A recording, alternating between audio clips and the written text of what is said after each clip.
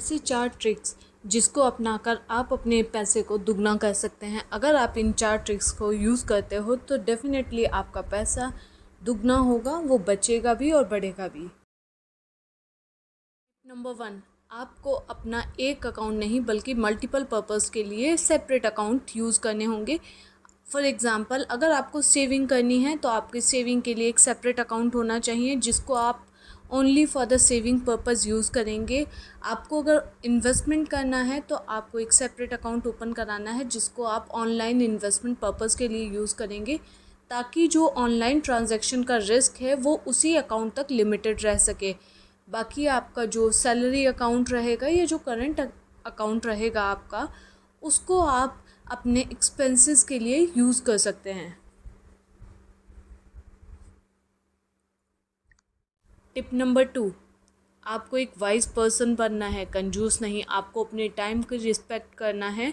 आपको छोटी छोटी बचत के चक्कर में अपने टाइम को निगलेक्ट नहीं करना है। फॉर एग्ज़ाम्पल, कई बार हम छोटे से बचत के लिए उस काम को खुद करने को तैयार हो जाते हैं, जबकि अगर हम वही काम किसी और की मदद से अगर कंप्लीट कराते हैं तो वो हमारा टाइम बच सकता है और हम उस टाइम का यूटिलाइज़ अपने इनकम के सोर्स को जनरेट करने या उसे बढ़ाने में कर सकते हैं।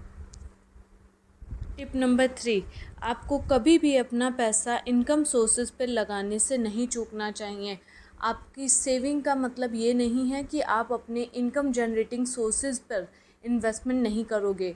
आपको डेफिनेटली उन जगहों पर जहाँ से आपकी इनकम बढ़ सकती है उन जगहों पर खर्च करना चाहिए, ताकि जो आपकी मेन इनकम है वो ज़्यादा से ज़्यादा बढ़ सके। अगर ज़्यादा इनकम होगी तभी आपकी सेविंग ज़्यादा होगी। खाली पैसा बचा के आप अपनी सेविंग को दुगना नहीं कर पाओगे।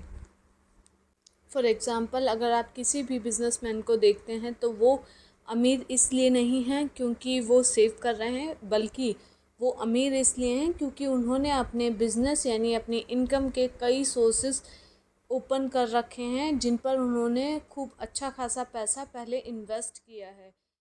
टिप नंबर 4, आपको उन स्कीम्स में इन्वेस्ट या फिर सेव करना है जो कि आपकी महंगाई दर यानी इन्फ्लेशन रेट से ज़्यादा रिटर्न प्रोवाइड कर रहे हैं, तभी आप उस महंगाई को बीट कर पाएंगे। अगर आपका जो रिटर्न है महंगाई से कम है, जिस हिसाब से महंगाई बढ़ रही है, अगर उससे कम रिटर्न आपको मिल रहा है तो वो स्कीम आपके लिए प्रॉफिटेबल नहीं होगा इन फ्यूचर। सो बेटर है कि आप उस स्कीम को सिलेक्ट करें जिसका रिटर्न आपकी जो इन्फ्लेशन रेट है उससे ज़्यादा ही हो।